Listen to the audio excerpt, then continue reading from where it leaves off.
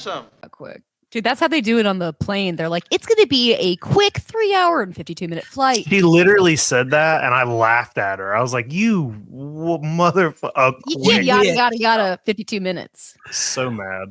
Hello, everybody. Welcome to Yes Have Some podcast. My name is Craig Goldberg. We had some last-minute travel. Thank you for bearing with us as we had to go on a couple airplanes, a couple Ubers, just normal going out to the West Coast. I love it. I got to get out to LA. I have to stay. I don't even think it's a controversial take. Southern California is where I want to be. I like the whole vibe. I like the weather. I like the people. We have friends there. Jacob, am I wrong? Should we just do it? Should we get out to California finally? I've been trying to get us all collectively out of the awful state of Georgia for probably within 10 minutes of meeting you.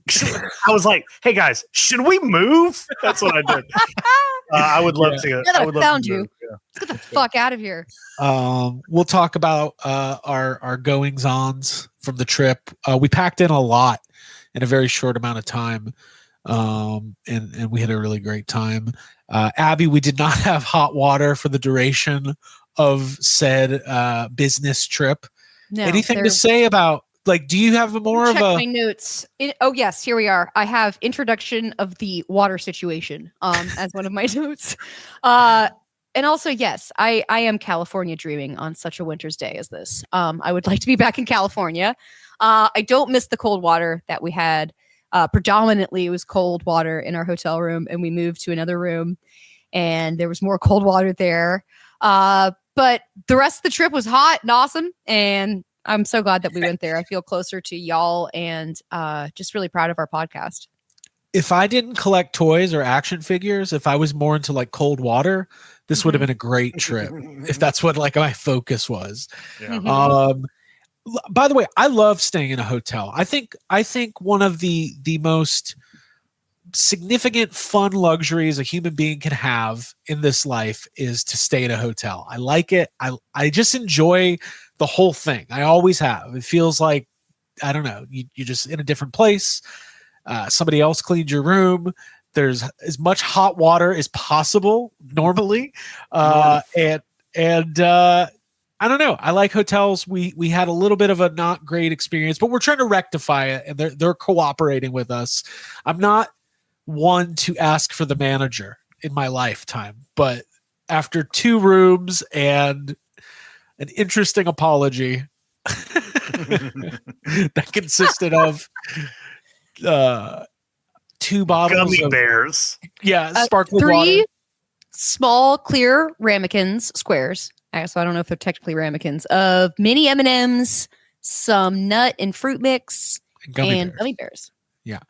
And a very small bottle of wine with a handwritten note that said, if there's anything else we could do to help make this better. And I hit reply all.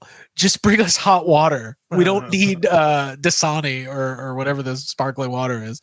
But you know what? The staff at the hotel was extremely nice. And listen, maybe we're a lot to put up with, these podcasters. I don't think asking for hot water is a lot to put up with, but you're right. We should say has nothing to do with the staff, and the staff were all nice. They were amazing, except for one ongoing issue that Jacob kept bringing up, and it kept pissing me off, and I haven't talked to him about this until now. This whole guest of the day recognition that happened in the hotel lobby, which you're still convinced they were just making up. There's just a first name. It was like guest of the day, Steve. Yeah. Michaela. Yeah. Michelle. It was, I think, at random. I mean, listen, I knew it was never going to be me because my name's not on the reservation, right? Okay, but I was like, man, if I walk down those steps and it says Craig or Abigail, it's just going to be a good day. And it never did. It never said that. We fucked up our chances by complaining about the water. We're not going to get guests the fucking day as much as I wish. And also, I do want to justify our complaining and bitching and moaning by saying that the staff was super nice. And I had a really pleasant time. And the water in the hot tub outside was very hot. It was very hot. And the coffee was also very hot. Well, I said to, they also kept having free like snacks and coffee downstairs. And one night it was free hot apple cider, and it was so good. Yep. Cider house rules. But Nice. when we got our little note from the staff, our little handwritten note that literally said, if there's anything else we could do, let us know. I was like, Craig, march down there, act like you're mad, and say, hey, you know what? There is one more thing. I want to be guest of the day. And I want hot cider waiting outside of my room. I want the Michelle Tanner treatment at Disney. Yeah. I want to be princess for a day at Disney World. Orlando, even though we're in Los Angeles. I want a Snow White character breakfast, like now in this Marriott courtyard. Yeah. We actually had a really good time. It was, listen, I have a tradition after everybody falls asleep, whenever we do like a YHS travel trip, I like to unwind at the end of the night by taking the longest hot shower ever while everyone's usually asleep. And I just I process my day and I think about, this is what we did. This is the video editing we have to do. And I do some analysis. It's really important for my mental health. Denied that wholeheartedly because of said water. So I just watched Seinfeld and went to bed. But it's okay. We made it. We somehow survived. Somehow something has survived. And we're back. So we had a great time. We did a bunch of stuff. We're going to talk about it. Before we get into any of that, though, Abby, did you have anything else before we talk about the Stream-A-Thon next week? No, just that I figured out how to do a hybrid bath shower, and that worked pretty well for me. And much like you were saying, Craig, like the mental prep that I do, like in the mornings. So that was kind of, I missed that. But I think we all did pretty well with rolling with it and getting things on time. I thought so. Yeah. I mean, Jacob, you didn't like almost break your arm this time because of me. So that's one good thing. Yeah, you did still aim the water spigot at the wall, though, which is how water ends up on the floor. And I'm like, do I have to draw a fucking diagram for these people? What? Like, how is this a hard concept? I clean the floor up after myself. Well, anyways, we're back. We're alive. Shout out to Alaska Air, which was empty, and we all got our own rows, which is very rare. Awesome. Very cool. We deserve that. Maybe the hotel did that. They called the airline. Yeah, paid it forward. So let's talk about this next week. I can't believe it's next week already, but this is a big one. So coming up in 1 week on Tuesday evening, December 16th, 2025, it's the normal toy anxiety night, but we're going to be starting earlier, 8 p.m. Eastern. We have the YHS Holiday Stream-A-Thon. Now you might ask yourself, what is a Stream-A-Thon? Is this a new holiday? Is this a religious movement? Here's what it is. We're going to be doing a live. Kinda. It is kind of. We're doing a live charity stream for the holidays in support of Ghostbusters Give Back, which is the big charity initiative that Ghostbusters and Sony and Ghost Corps rolled out last year. We are going to be supporting Starlight Children's Foundation. We're going to be talking about it a lot. But all of this week, we're going to be making announcements about the different giveaways, the prizes, the opportunities, and the guests. And we made our first big special appearance guest announcement today. So without further ado, let me go ahead and get this up on the screen. Joining us for a special appearance next week on the YHS Holiday Stream-A-Thon, a couple of lads that we are lucky enough to have in our Ghostbusters life.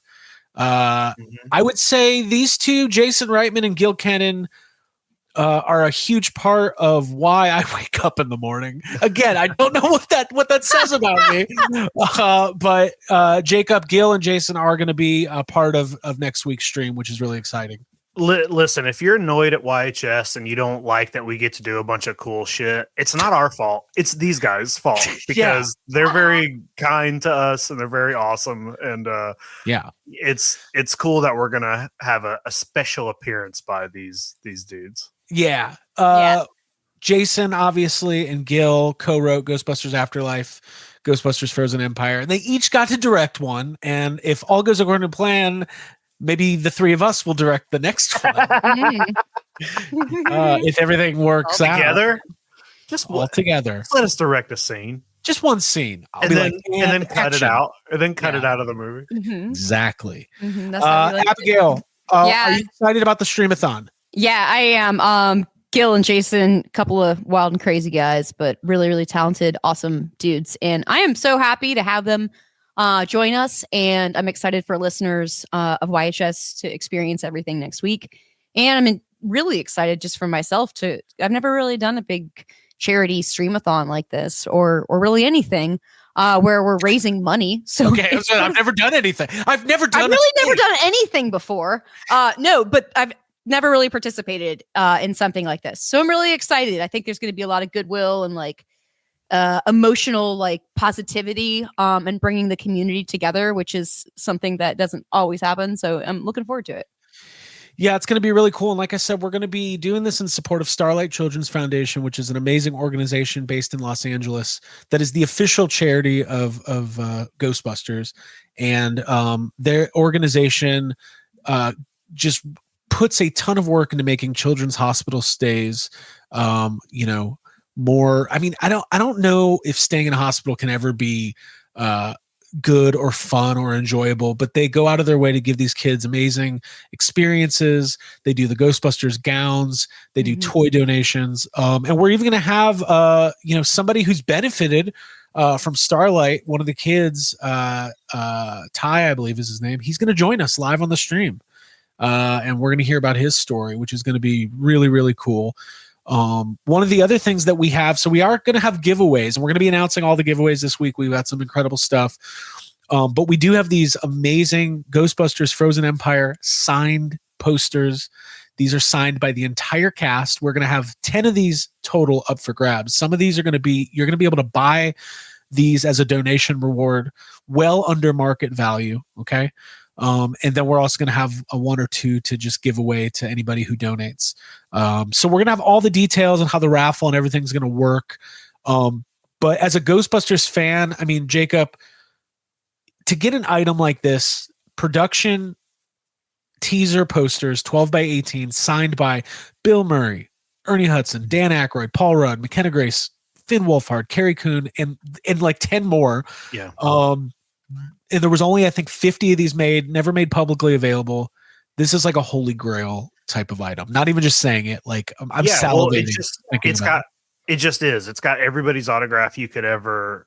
I mean, it's everybody. It's everybody who's currently, working in and around Ghostbusters. Bill Murray's on here. Like that enough. That alone is enough. Like it's becoming harder and harder to collect autographs these days, especially from Bill Murray. So, this is the easiest, quickest, and probably cheapest way that will ever happen. Yeah. And because it's a charitable donation, I'm buying 2 of these. It's a tax write-off. So there you go. So we're going to have more on this throughout the week. Abby, anything else on the Stream-A-Thon other than you're excited about it? I'm super excited about it. I've talked about how much I loved the Full House Stream-A-Thon charity telethon episode. I've always just the idea of like entertaining folks for a period of time while you raise money and like stay up for all hours type of we're drinking soda late. Yeah. I got to get a new chair before next week. I want to go to the limit. I can't sit in this chair for 6 hours. Oh, there's a company that makes really good chairs, Jacob, called Tekka. You should check them out. I'll check them out. I'll look into that. Okay, I'll be on their website. Yeah. The red ball. This is going to be awesome. And then, so we have not officially announced it on social media yet, but I think by the time you're watching this episode, we will have announced it. So we're going to have our guests being announced all this week. We've got special guests that we're still lining up. But our friends from Mondo and Hasbro are going to be joining us, and we've got awesome giveaways.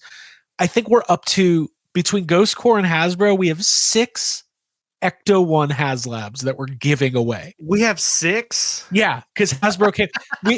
Jacob, we have 5. Yeah, actually, we haven't got ours yet, so we might have 4 actually. Hey, we might have 6 other people's. I hope so. Yeah. So we're gonna have amazing giveaways. We've got Mondo Real Ghostbusters sets. We got Egon and Boogeyman, Peter and Sam Hain, and we're gonna have a special artwork I don't want to call it a competition, but we're going to do something experimental with John Yerkeba throughout the night and a chance to win some original Ghostbusters art. It's just going to be amazing, man. It's fun. It's coming up soon. Tune into our social media all week. We'll be promoting it. I don't have anything to say other than Tuesday, December 16th, 2025, 8 p.m. Eastern, live on YouTube. And stay tuned for more. Yeah, be it's there. Gonna be great. It's going to be great. I got to win one of those HasLabs.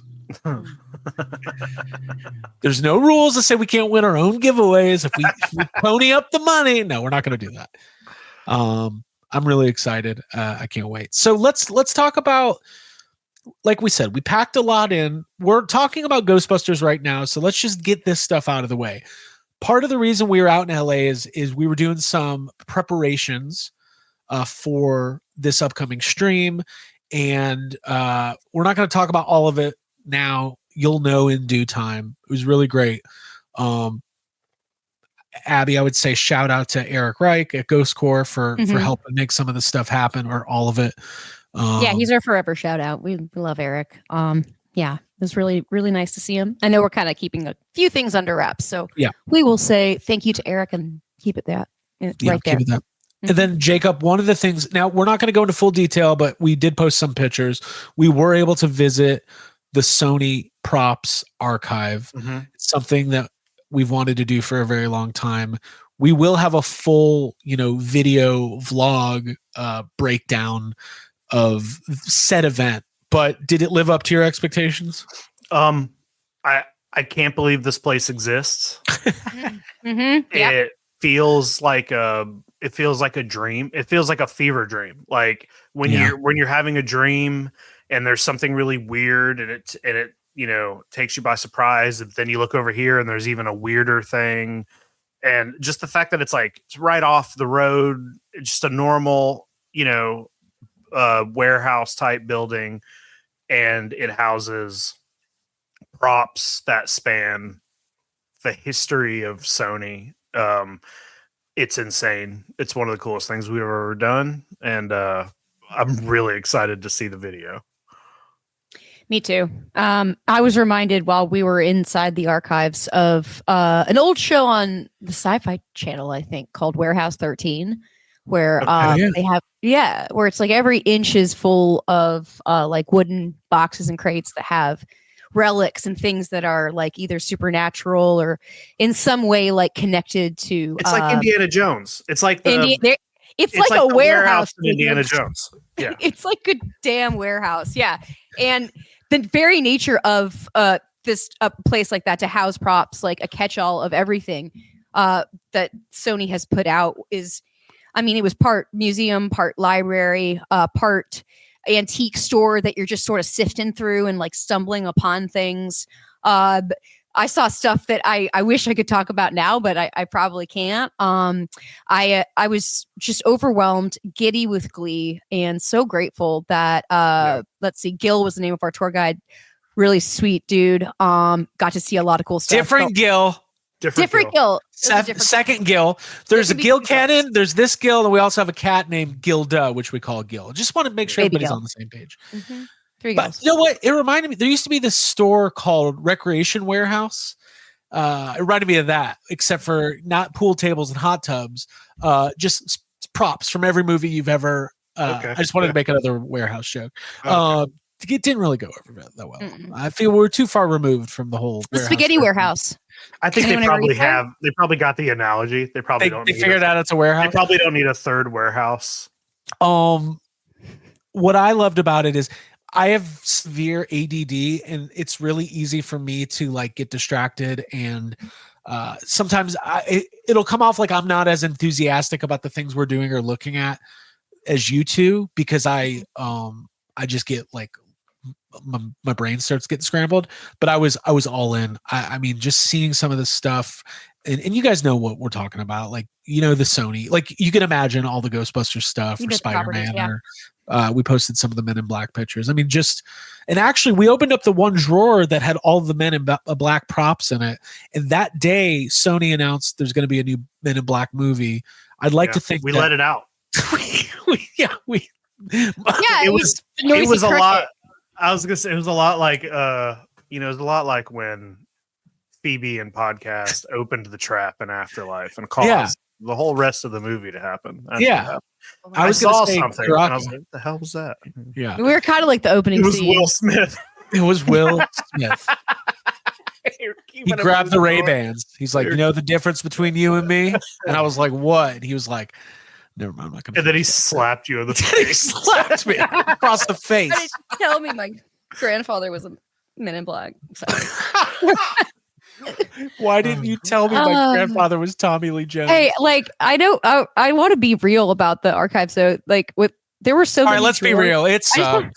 Yeah, no. Like I was trying to find a space that I could like squat and stay the night there because there was just so many drawers with labels for movies that like to me are really important, like Charlie's Angels. I'm like, what the fuck? I need to get Gil wouldn't let me open some of the drawers. Yeah. And I tried to hint at him. Like I was like, hey, there was a drawer. There was a Godzilla drawer for the unproduced Godzilla film, 2 drawers back to back. Mm-hmm.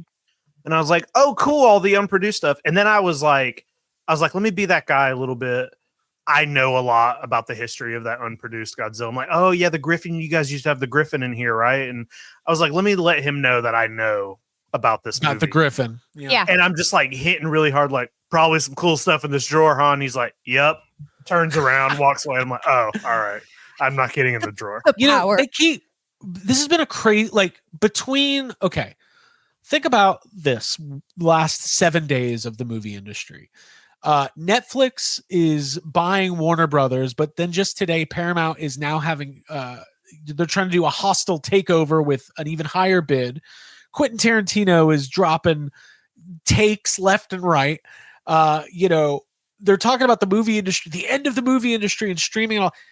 Hey, movie studios, if you're trying to monetize something, take these archives and just make them somehow make it a tour or something. Actually, don't. But don't do they that. could. No, do. I have so many thoughts on that. Like that was like it's set up to. I mean, for movie fanatics and nerds like us, it is an amazing thing to experience. It's like when you go to Universal Studios and you're waiting in line for a ride and you're looking at all the little neat ephemera and like pieces of the set and props that are probably not real. But when you're inside of this place, they are like they're the real thing that was used on screen. And the way that things are just sort of like you stumble upon, like I've said, and it's just like, oh my gosh, what an overwhelming and beautiful mishmash of things. I would love to go back there. If I could buy a season pass to go back there, I would. And we can charge whatever we want, $5,000, $10,000. Well, the coupon day. We'll pay it. Yeah, they sure will. That seems like a dangerous. It seems like a dangerous place to like just let have people in. I understand. Let me ask you. It's too close quarters, and there's too much stuff. You can't let a kid in there. Kids can't go. You can barely let me in there. I kept getting so excited. Like there were moments of like I have to like let it out with a little. There's an animated GIF of that. Me containing it. Yeah. So let me ask this. I know we're very close to Ghostbusters and we love Ghostbusters. Mm-hmm.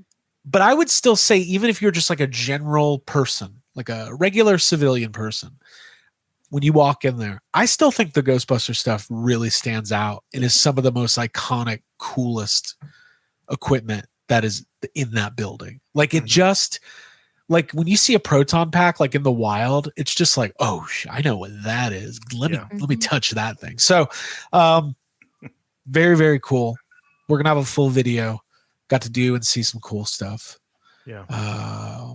And that was part of our trip to LA, and that was part of the Ghostbusters stuff that we did. More on that. In the coming days.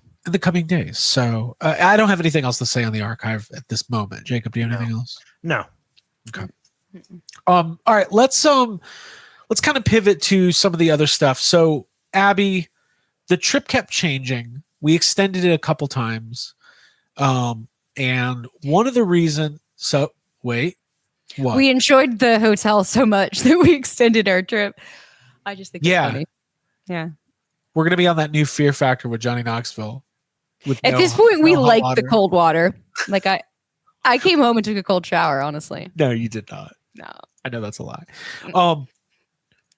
Kill Bill The Whole Bloody Affair, the uncut version of Kill Bill 1 and 2 has only been in possession, or Quentin Tarantino had the only like cut of it, and he would show it periodically at times at the Vista Theater, which he owns. He bought a couple of years ago, and I think the New Beverly Cinema in LA, which we haven't been to yet, but now it's getting this wide release. We knew it was coming out this week. We all had plans to see it, but serendipitously, it just so happened that we were out in LA the week it was going to come out, and they did the first screening of this new cut at the Vista Theater, which is Quentin Tarantino's theater, as I just mentioned, at 11:30 a.m. on Friday. And Jacob, we were not supposed to still be there, but we said, hey, this is going to be a movie-going experience. We would be silly to not try to capitalize on it. Is that kind of what we were thinking? Yeah, pretty much. Just there was a lot of things that kind of had to align to make it work, and it worked. There were some tickets available, so we just made it happen. It's like we're already missing all of Friday.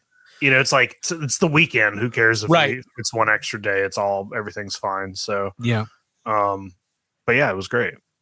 So let's talk about this. Abby, let me get your thoughts first on the theater itself. Yeah, absolutely. This was, to have something like this be a little bonus was extremely exciting. Let's see. Yeah, we got up early, which I actually have really good memories of going and seeing movies at like 11 a.m. That's kind of my preferred time, because the theaters in general are like a little bit quieter and you can have a personal experience. So getting up early for this was, it kind of felt spiritual. Was this on Sunday or was this on Friday? This was Friday. Okay. Never mind. I did feel like it was an extremely special thing that we were doing. We went to the coffee shop, which was, let's see, what's it called? Pam's Coffee after Pam Grier. And the vibe there was awesome. The colors on the wall, the posters, the music, the staff, the people that were there eating and having coffee it was like the kind of atmosphere you get at a convention, of like everyone kind of being there for the same thing and just feeling really lucky to be in that place. I will say this, not to interrupt, but I just have to say this. If you are a film fan, if you're a Letterboxd person, if you are an aspiring screenwriter, going to the opening showing of Kill Bill, The Whole Bloody Affair at the Vista Theater in LA was just waiting in line and overhearing the conversations. I mean, Jacob, this was an experience, was it not? It really was. And you know what? That's a good idea. I should have pulled out my Letterboxd and just went down the line and said, all right, everybody add yourself on my letter. Because I know everybody there had one. Yeah. They were talking like they were. Everybody was podcasting in line. Yeah, they were doing their own little mini podcast. Yeah. Guy behind us was going on about the ups and downs of Brian De Palma. Everyone's talking about Fiona Apple and her terrible night. God. Yes. I heard about it. We all know about Fiona Apple, Quentin Tarantino, and Paul Thomas Anderson, and the cocaine. We've all read the same fucking Collider article. But the theater, though, Abby, like the design of the actual theater and the history, I know that like really speaks to. Yeah. Let's see. It's been there for a long time. The theater has, and it has a Egyptian like aesthetic on the inside.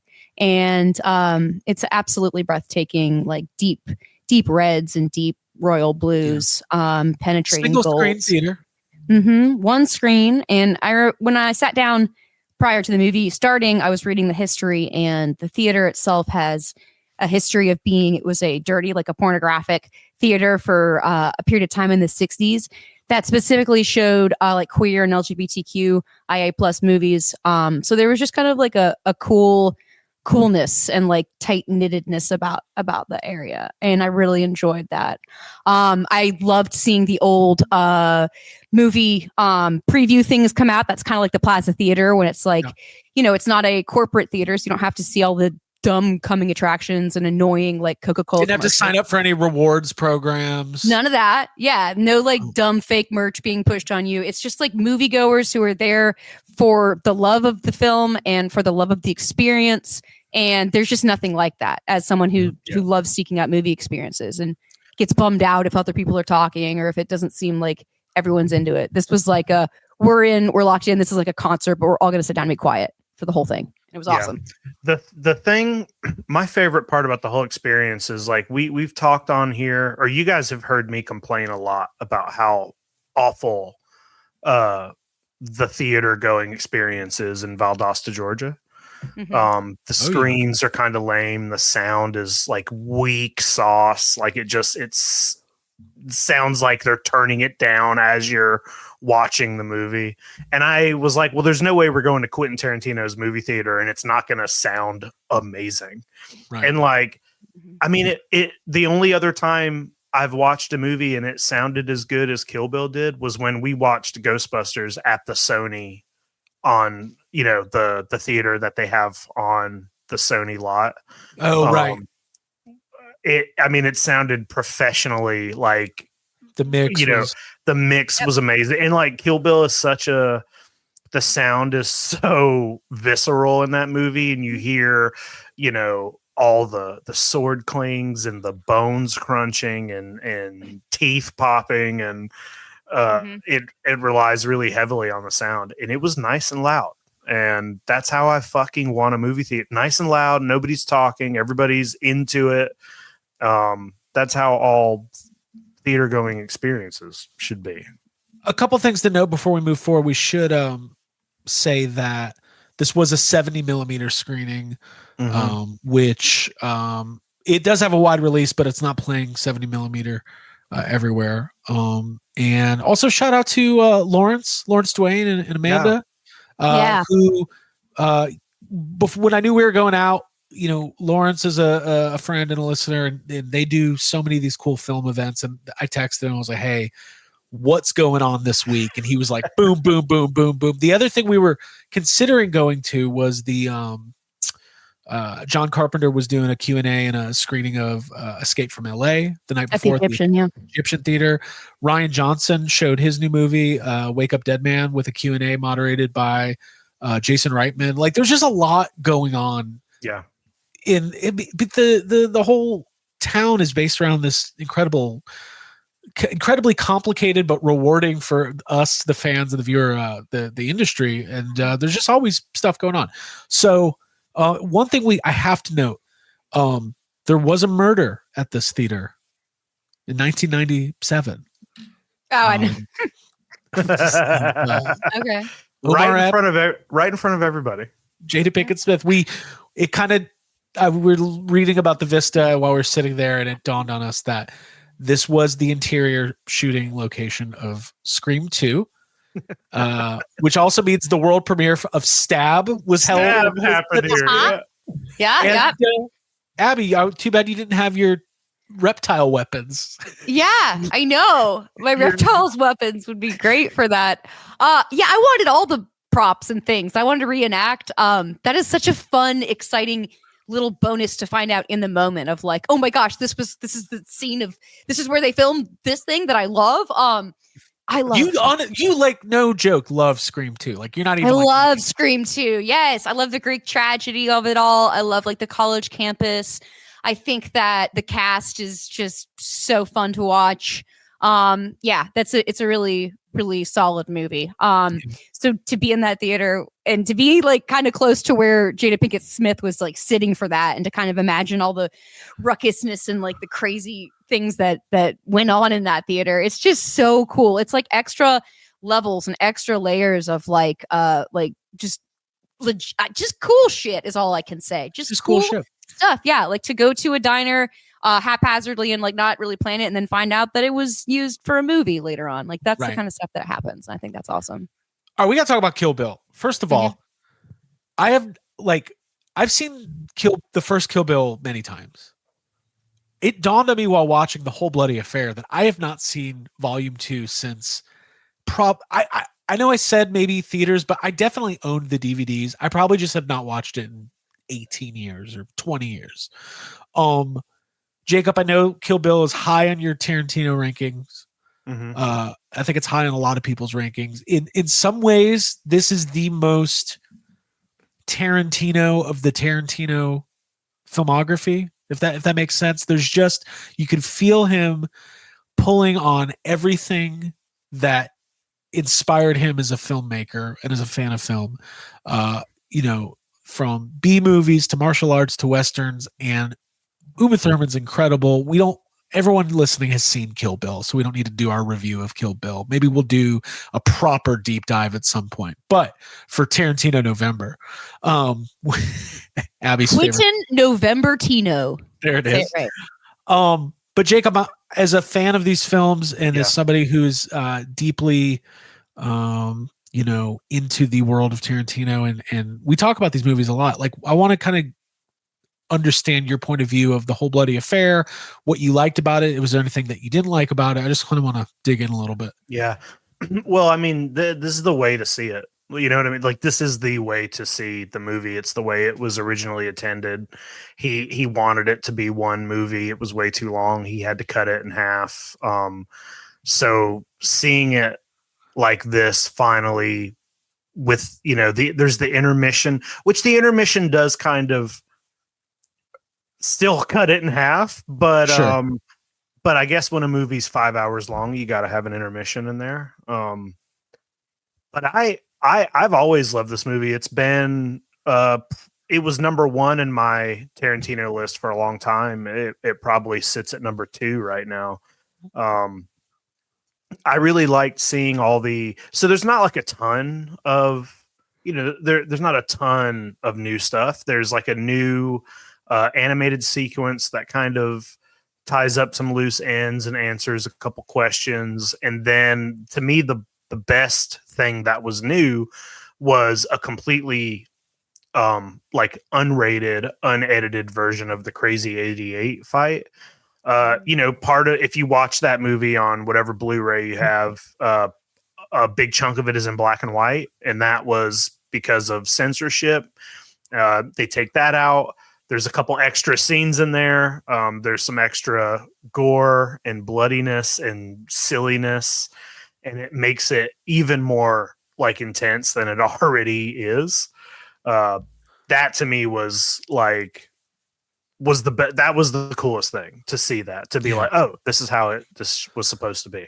Yeah, it washes over you in a really nice final kind of way to have it go from one right into the next. I know that Kill Bill came out in 2003. I think I want to say I saw it in the movie theater with my brother, but there's a chance that we rented it from Blockbuster or something.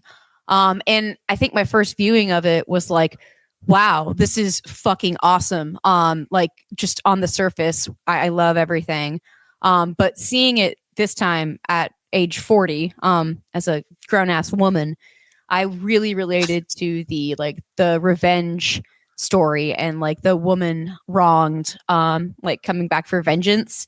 And it hit me in a different way this time. I felt that the Volume 1 was probably still the superior movie because of the action sequences and the events that take place, but Volume 2 has the early entombment, not to spoil anything, but the bride, Uma Thurman, has to get out from under being buried, and that scene struck me more so than anything else, probably the entire weekend. And I saw a lot in Los Angeles that weekend, but that scene, I was like, holy shit.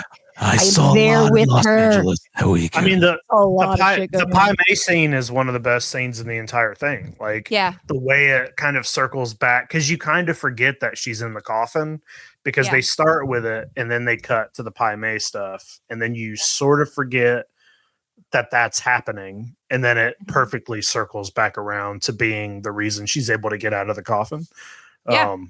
It's awesome. Yeah, and because it had been so long since I had seen it, I was it was the most terrifying thing. That is my Achilles heel, or my whatever. Being buried alive? Buried alive, yeah, dog. Edgar Allan Poe did it to me. Absolutely, absolutely. To be trapped and to be entombed, incarcerated, or just cooped up, even on an airplane. That is what gets to me, and I think you guys both know that. Right. So yeah, to see a strong character like Uma Thurman fucking manhandle that shit and get out of there. It was a woman handle. Well, the whole movie is Well, Kill Bill is nothing but a bunch of like badass women. Yeah, being amazing. You know, the no pun intended, a little bit of a double-edged sword. We had all this Tarantino stuff this week, and he did some podcasts. I don't even know what he's being a bad guy right now. Dude, he's such a bad guy. As recently as yesterday, he was like, "I don't like the Ghostbusters movies." Like, come on, did this all happen in one podcast? I bet whatever podcast he unloaded on is like, thank God. They're just the biggest episode of their entire. There was some quote that Ghostbusters News posted that he did not like the movies, but has recently discovered the animated series and the toys through his kid, and was talking about how much he likes Winston on the cartoon, which that's not a bad take. That's a good take. Well, maybe he'll go back in and rewatch the movies now. Paul Dano's not in them, so. Paul Dano. I felt bad. Listen, like not to try to break down the whole thing. Like, everybody's got their opinions, and that's completely fine. But when you're somebody like Quentin Tarantino, who's like super popular and everybody's anything you say, people are gonna hear it, kind of shitty to just come out and just be like, hey, you know what? Fuck Paul Dano. He's the worst actor in the world. Like, that's a pretty crazy thing to say. I think Paul Dano is pretty great. So I feel a little bad.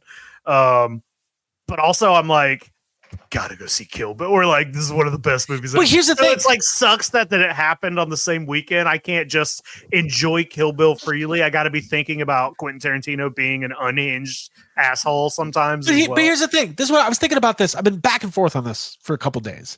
So we live in a letterboxed world where everybody gives their opinion and their take on everything all the time. Love this actor, hate this actor. Hey, hold on real quick.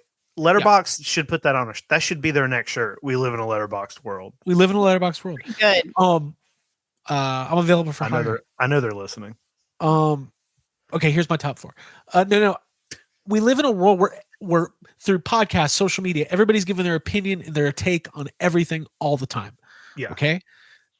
There's been plenty of people out there who for every person who says Daniel Day-Lewis is my favorite actor and he's the greatest of all time, there's somebody out there somewhere going, no, actually Daniel Day-Lewis sucks. Like, right? Who is they might be wrong. Point me in that direction. But genuinely considered a great actor, a great person, Paul Dano. He's great in There Will Be Blood. He's great in everything he's in. He was awesome in The Batman. He's awesome in the fucking Beach Boys movie. Like, it's Paul Dano. He's great. But here's the thing. Should I do it in a Tarantino voice? Here's the thing. Nope. Okay. Quentin Tarantino, one of the reasons he's so loved, admired, and respected is because he is unfiltered and will give his opinion and will not pull any punches. And you could disagree with him and think he shouldn't have done that and it's mean and all that. But do you want Tarantino holding back? I don't know. Like, I don't know it's not up for me to say what the line is, but I will say this: watching Kill Bill, the one thing that struck me is, this is the first thing that strikes me every time I rewatch a Tarantino movie, his casts are incredible. He has a very specific vision of what he wants out of every performance. If you just read off this cast, if you're thinking, Uma Thurman and David Carradine and Lucy Liu and Daryl Hannah, like, these are not. If I was casting my dream movie, I don't think these are all the names I would pick. But when you're watching it, you're just going, Michael Madsen, you're like, this is awesome. Yeah. Like, so I do agree that him coming out and being publicly critical of Paul Dano is weird and is a little unsettling, but I don't know if I would want Quentin to be anything other than what he is. It's just kind of a weird thing. A mean girl. He's a mean girl. Yeah, the thing that it drives within me is that I'm like, I have to know more. It just feels like that's a personal attack. Like, maybe something. Well, I want to know. I wish it was. I wish it happened on our podcast so I can be like, keep going. Who else? I want to hear. Let's get into this. Who else? If you read, like, if I Cinema Speculation, his book he put out, his film analysis book a couple years ago, he's on record. He hates the 1980s in cinema. He hates all the movies that we love, like the thing that, like, we are born of. he does a lot. He was on some podcast saying he doesn't like Bill Murray in most movies, but then he picks Lost in Translation as his third favorite movie of the top 20 years. So it's just Tarantino doing Tarantino stuff. I don't know. I feel like he's always had some sort of I've always felt like his opinions on other actors and movies has been a little weird, considering, but I think it's completely fine to have those sort of opinions or whatever. It's just weird to seemingly out of nowhere kind of harshly attack somebody. I was like, oh, all right. All right. What's going on? His films are definitely polarizing, and his opinions are too, but to have it be unprompted, I think that makes it a little bit different and feel a little bit different. Personally, I think There Will Be Blood is in my top 4 or 5 movies of the last 20 years. And I think Paul Dano is incredible in it. So it's like, and one thing I will say, and Abby, I don't know. I don't think Tarantino's, he's got his own podcast. He does what he wants to do. He's not a social media guy. I don't think he says these things to get attention. I think he really he's feels probably already forgot. I'm sure he said it. And is just, I bet he doesn't even realize how big of an outcry there is about it, and he doesn't care. He's like, what? I said that a week ago. Right. He also criticized not Skeet Ulrich, the other one, Matthew Lillard. And that's how he responded. Matthew Lillard was like, yeah, it fucking sucks. He said it. He was like, it hurts. Nobody wants that. Like today when the Golden Globe nominations came out and they're doing best podcast for the first time ever, we didn't get nominated. It sucks. Who did? The Amy Poehler. Blank check. Not blank check. Amy Poehler. And Dak Shepard and Smartless. Like, that's all. That's their Hollywood gang. That's a you don't popularity contest. Exactly. Yeah. Exactly. Although I love Amy Poehler, so I'm not going to talk shit about her. Yeah, but she's only had a podcast for like 3 months. But she's weak sauce. Yeah, but she's had some great guests. She had Haley Williams, Aubrey Plaza. I think Kill Bill is amazing, and I've been thinking about it. The thing that really struck me in watching it for the first time, there's so many, like, not for the first time, but the first time in a long time. There's so many iconic pieces of music that like seeped into pulp culture. Pulp culture. Pulp culture. Oh, that's another book. Okay. That's going to be my Quentin Tarantino podcast. I just, it's like every 5 minutes I'm like, oh, this is just part of the zeitgeist, and it has been since this movie came out. But my biggest takeaway is Uma Thurman, like, did she not, she should be bigger than she is. Like, her career is interesting. Like, she's so amazing in that movie. I feel like she should have been like the biggest star in the world. Maybe I'm wrong, but I don't know. That's my opinion. She's so good. I feel like being Quentin Tarantino's muse for 2 whole movies like this is almost more of a payoff than like a career necessarily. I don't know. It's almost like the cool factor of being able to do that. Yeah. But then he almost killed her, and that was a whole thing for 20 years. Yeah. Oh shit. Okay, I'm just finding that out now. Will you enlighten me? Well, during this movie, so there's a scene. You know how like the credits is just like her driving in a car. Yeah. There was a car wreck during that scene, and it was like really bad, and it hurt her like long term. She was in a lot of and there was a lot of like sketchy. It was like he kind of made her do it. She didn't want to do it, and she voiced her concerns, and he made her do it. And there was like some insurance stuff, and they wouldn't let her see the footage, and they stopped being friends for like 20 years after that. That's why Zoe Bell is in Death Proof and not right. So they stopped being friends. Like, I think they only recently kind of Fortnite brought them together. Fortnite. Well, we can't not talk about the Fortnite scene.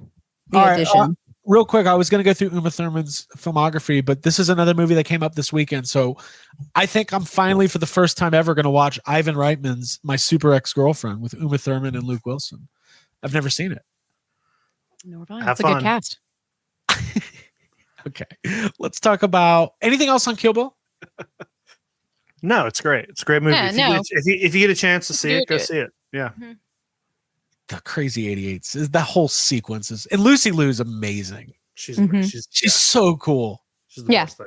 it's a breathtaking movie. It's badass, beautiful women doing fucking amazing shit, and it's very inspiring. In the chapel scene, the whole, the reveal, the way just everything about it. And that first, when she walks out to the porch and Bill's out there, that conversation they have, because he's so just mild mannered. He's evil, but the way he talks is just the delivery. God, I just fucking love that. Go see it if you have a chance to see this whole thing. Go see it. And I hope they put out a good DVD release as well. That'd be great. Yeah. Last thing, we could talk about the Fortnite thing. They had a lot of cool merch and stuff on display at Vista Theater. And it was a real Kill Bill experience. Okay, let's talk about this Fortnite thing. The Lost Chapter. I don't even know how to describe it. It's in Fortnite style world and animation, played after the movie. Abby, what do you think? Well, I don't know that anything is going to elevate Tarantino's work, especially from Kill Bill Volume 1 and 2, the whole bloody affair being put together. I don't think that gamifying is necessary. It kind of feels like, I don't know, they're trying to keep it relevant or in some way introduce Tarantino to either younger audiences, or maybe younger audiences already are looking up to him. So they're let's do this tie-in. But it was certainly not of the quality of the rest of the film. So it felt very incongruent and sort of just maybe not necessary is what I'd say overall. I'm not going to complain because I love Fortnite and I was actually playing it last night and enjoying the fuck out of the new map and stuff. Real quick. I don't want to interrupt, but I'm going Is it a vehicle to take Tarantino's storytelling in? I don't really think so. I woke up, I fell asleep at 8:30 last night. We wake up this morning and all of a sudden Abby's telling me about all these good snacks she had while I went to bed. She had ice creams, I had barbecue chips and vanilla ice cream, and I had 2 waffles, and I hung out in Wonky Land, which is this really cool amusement park that's on the map right now. And you can glide on roller coasters, and they have a lazy river, and there's arcade games. And it was awesome. When I dropped there, there's nobody else in the area. So I spent 10 minutes just dicking around. I felt like Peter Venkman. I was like, this is what you do when I leave at night. Basically. And I had a good night last night. I watched some episode of The Muppet Show and Fraggle Rock. Good stuff. Jacob, what did you think of this Fortnite? Yeah, so I have absolutely nothing against Fortnite. I have enjoyed watching Abby play Fortnite. I've never played it myself. But I would say, as my professional opinion, if you go see Kill Bill, The Whole Bloody Affair, get out of the theater before this starts. It just took me out of the experience in a way that I did not enjoy, because you're 5 hours in, you've watched this whole movie, you've sat through the credits with the music. It's this really awesome feeling. Everybody's clapping for everybody. It just feels really nice. And it's all vintage feeling, and it's 70 millimeter, and the music's great. And then it just kicks into fucking 20 minutes of Fortnite. And I'm I don't understand any of this. This is dumb. I hate all this. Is all I just don't like. It's not. It's like what you said, Abby. It doesn't fit in with what you've just watched. It's not. From what you're saying, Jacob, it feels like a Christmas morning where each gift gets better and better, and you're just on a roll. And then by the end of the opening of the presents, you get a gift from your aunt that's not really what you wanted. It felt a lot like, or like you're on a really amazing trip and you're getting to do all this really cool stuff, and then at the end of the night you go to take a shower and it's only cold water. That's what it felt like. I feel like if it's you needed a cold shower at the Tarantino theater, I would have used it at halftime. I think if you were just at home playing Fortnite and that was something you were watching, I think it's kind of fun. But you're right. in the context, it's also long. I was like, hold up, this is the extra stuff they gave. They gave us like it's almost like it's got to be 15 minutes. It's also I wish it was. Go for it. Go ahead. I was just going to say it features a lot of the Fortnite lore and things that the gamers who play Fortnite would like the slurp and the splash, cans and different characters. And when it's like, oh, look, that's the thing from Fortnite, but it's in Quentin Tarantino's world. It's a bizarre kind of it doesn't feel congruent. That's what you're saying. No, it didn't work. But I mean, there's always going to be weird cross promotional stuff, and it doesn't. It is what it is. Yeah, but you would kind of think that Quentin Tarantino would be like, no, fuck that. This is my movie. This is you would think, but he picked Toy Story 3 as his second best movie the last 20 years. Does he like Fortnite? Let's talk about Jaws. I'm sure he does like Fortnite. Look it up. It's actually fantastic. The other cool, really fun, amazing thing that we did, and anybody can do this until next July, we went back to the Academy Museum, which is the Film Motion Picture Academy Museum in Los Angeles. We've been there once before, but this time they have their incredible Jaws showcase. What do you call those things? Display. Exhibit. That's the word I was looking for. The showcase exhibit. Getting to walk through the story of Jaws through all of these incredible props, pieces of ephemera, scripts, just everything. I mean, Jacob, you'll speak to it more eloquently than I can, but I mean, Jaws is one of my favorite films, and I love a well curated, museum display from a movie I love. But this was something that was really, really impressive. Yeah, I mean, the whole reason we went here last time was to see the Bruce that they have hanging, the last remaining shark from the original molds, lives permanently in this museum. So when I heard they were going to do like a full-on exhibit, I was super excited. I had been trying not to spoil much of it for myself. I didn't want to see anytime I come across other people who've been, I try to scroll on past. I didn't want to watch any of the videos.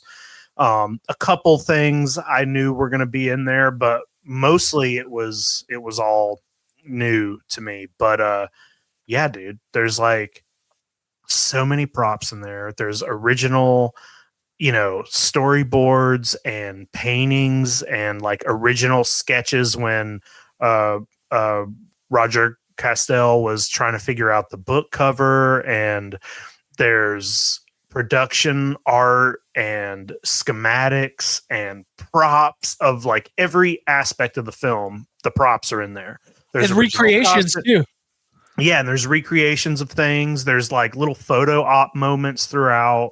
There's like rebuilding of the orca, and there's I mean, it's literally everything you would want it to be. There's so many crazy things, and I think the best part of the whole museum is they have built like an animatronic, probably 4 or 5 feet long version of the shark, and it's on the mechanical arm that it would have actually been. It's the open-sided shark, so it's like a replica of the actual shooting shark, and you can control it. You could fucking make it move, and it's the coolest thing ever.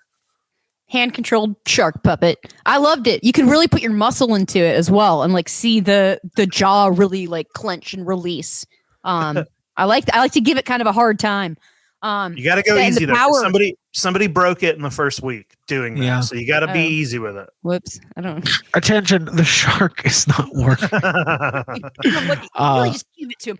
I loved that. That was a really cool feature, and that was one of my favorite parts too. Was the puppetry and animatronics. So cool. Yeah, and just to see, they have a lot of stuff that was featured. Actually in the movie, they've got some costume pieces that are original. They've got kind of a recreation of the dock of the orca with the actual, chair that Quint sits in and the harpoon gun. And also there's like giant projectors playing clips from the movie that are related to the room that you're in. And Jaws is just you guys were rolling your eyes at me in the elevator when I was giving my big speech about how I think Steven Spielberg sold his soul to the devil himself. Whatever. It's a fucking perfect movie. It's magical. There's 3 movies maybe in the world where no matter what, if it's on, no matter what, you're stopping. Jaws, Jurassic Park, and E.T. Yeah, I was about to say, and they're all made by Steven Spielberg. Yeah, exactly. I mean, I think Jaws, Jurassic Park, Ghostbusters. I mean, there's like maybe 5 or 6, but Jaws specifically. I mean, it's very rare that even Quentin Tarantino himself cannot. He says Jaws is a perfect film. Yeah. If Paul Dano was in it, maybe not. It's just magical, and just the way it looks. The performances, the story behind it, it's incredible. You can't even there's nothing else you can really even say about. It's like we can't continue to talk about Jaws as a movie anymore because it's just like everybody knows that it's just the best. It is the best of the best. But the exhibit is amazing. It's just so cool, and the way it it's the whole top floor of the museum. And when you walk out, you open the door and leave right to the life-size Bruce that's hanging. And there's a big section of merchandise towards the end. A lot of it came from Jim Beller. Really cool to see a lot of his stuff in there. And there's stuff that I hadn't seen still. And that's crazy because when you love a movie that's been out longer than you have, it gets to the point, Jaws came out in 1975, and it's gotten to the point where you think you've probably pretty much seen everything that exists for it, or there's nothing new. But then you go here and I'm like, what is this? What is this? What is I literally felt like Jack Skellington walking through, Christmas Town for the first time. I thought it was Jack Nicholson. Where did I get Skellington from? Jack Nicholas. Just to piggyback off of what you're saying, Jacob, that sort of in that same vein of when you've seen it all, what can really stop you and hold your interest. And for me, it was seeing all the different iterations of movie posters from different countries on the walls. I really like to compare the color schemes and see how the different perspective and viewpoints and what gets featured and whatnot. So it's for me, I loved that, to see a little color variation from another poster or from a poster from another country that I've never seen. That was really striking for me. And also the other thing I loved seeing was that the museum had the same collection of rings, Jacob, that you also possess in your collection. And I have one of those rings somewhere. They had a screen up that was playing a montage of 30 or 40 movies over the years that have either used the line, "We need a bigger boat," or "You're going to need a bigger boat," or some variation of it. And I watched it multiple times because it's just fun to see the effect on pop culture. Was not expecting the Bill Murray Frozen Empire. We're gonna need a bigger trap.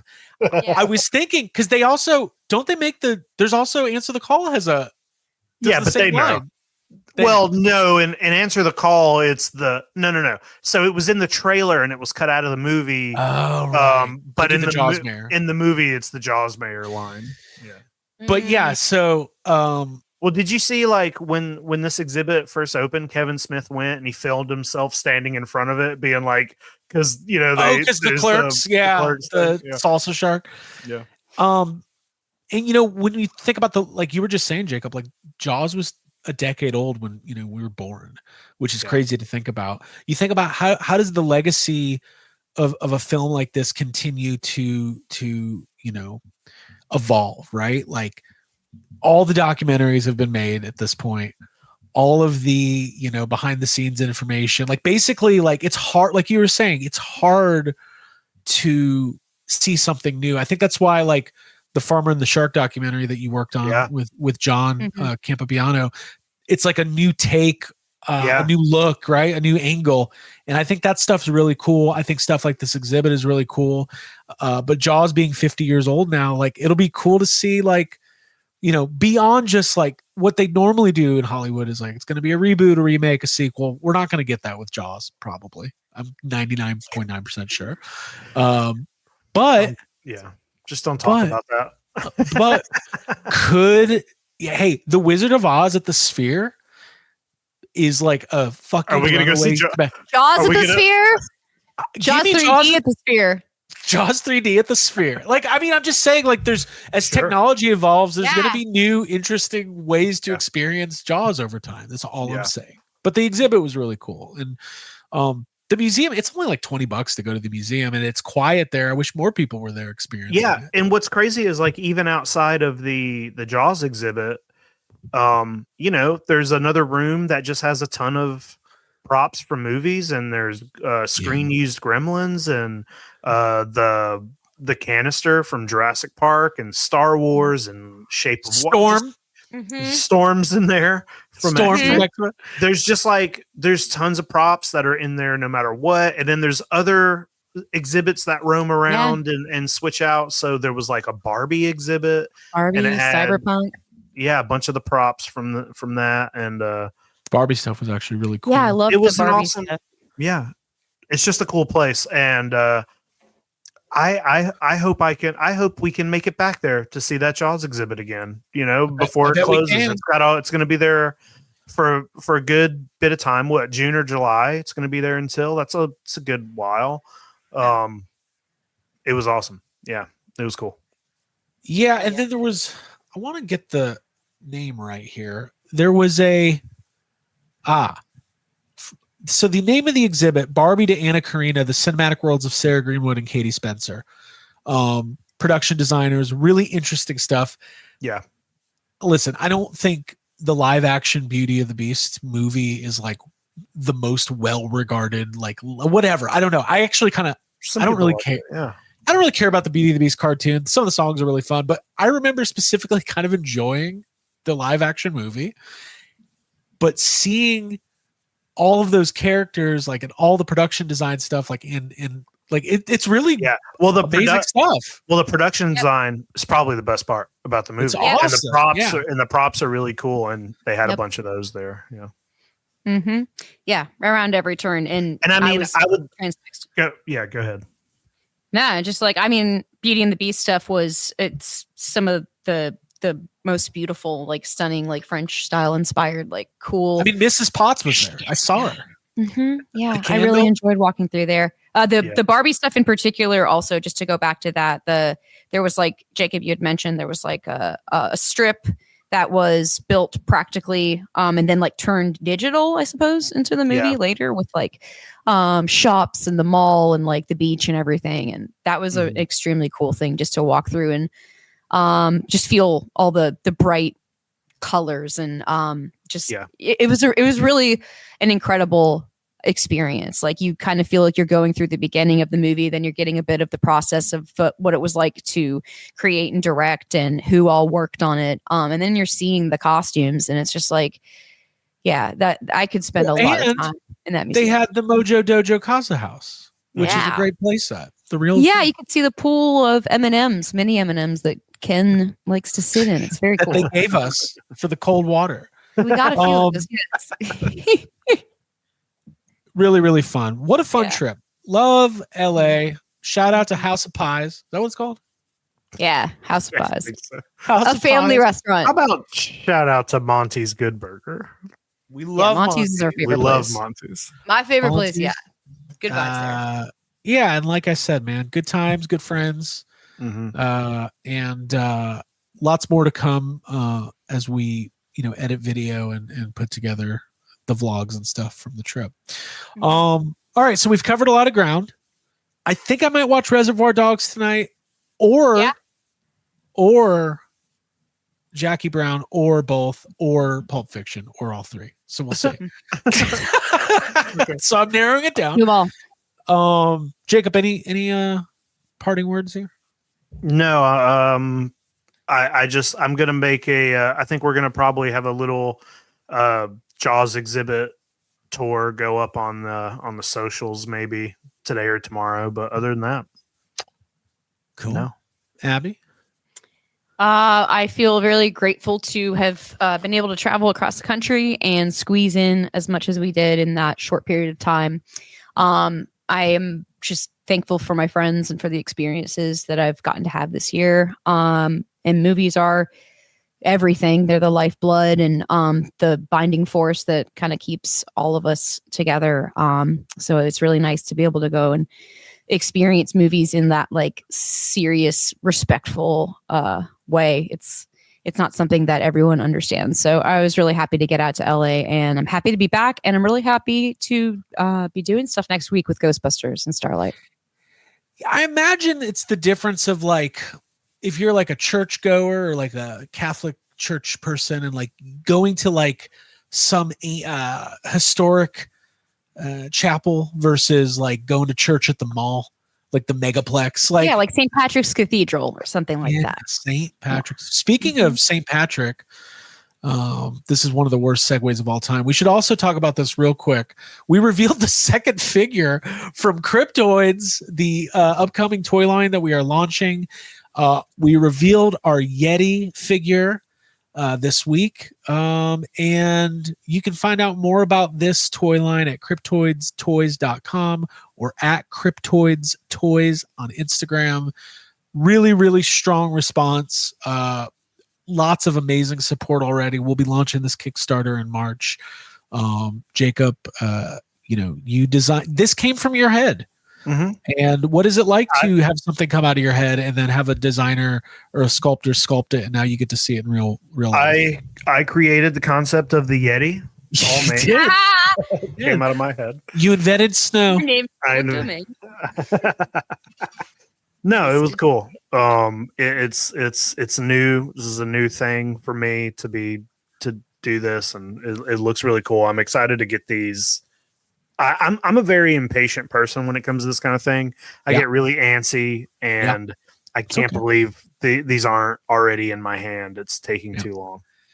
Yeah, it's going to be awesome. So you can sign up for updates on the site at cryptoidstoys.com. And then here's a picture of Mothman, which was the first figure we revealed. Yep. We'll have more figures coming in the coming weeks that we're going to reveal for the whole first complete wave. And if you are a YHS fan and a toy collector, then save up a couple bucks and help us make Cryptoids a reality this spring. And we would really appreciate it. Abby, anything else? Win the war for the Green Planet. Yeah, help us win the war. Win the war. Oh, there was porgs at that museum too. Hey, here's the last thing, and then I swear to God, we're done. We're coming up on the 10-year anniversary of The Force Awakens. We saw some Force Awakens props at this museum. Mm-hmm. Force Awakens came out in theaters like a month before YHS started. I think for our 10-year anniversary, one of the things we need to do a proper deep dive analysis. Because Jacob, you were saying you haven't watched it in a while and you've liked it, but you're wondering maybe if you've been softening up on Star Wars a little bit. I think we need to reanalyze where we are on the four. Oh, not the whole sequel trilogy. Yeah, we'll see. I'm not sure how ready I am to watch another Star Wars movie, but we're getting there. We'll see. Yeah, you'll be on sideshow.com before that thing's over. Mm-hmm. You'll be like, well, I do need a Ray. I'm off of Star Wars right now. Taking a break. Here you go. Taking a little break. Yeah. We got to take 2026 off of Star Wars because 2027 is going to be a big year for it. So, all right, Abigail, Jacob, Craig, that's me. This was fun. We'll see everybody next week for the live stream. Spread the word, get on our social media, share the posts, and we will be back with the Ghostbusters YHS Stream-A-Thon next week. It's not what it's called. What's it called? The YHS Holiday Stream-A-Thon in support of Ghostbusters Give Back and Starlight Children's Foundation. I think we're done here. Bye. What is that? These are some burbs that you gave me. Thanks, Craig. That was nice of me. All right, bye, everybody. Do you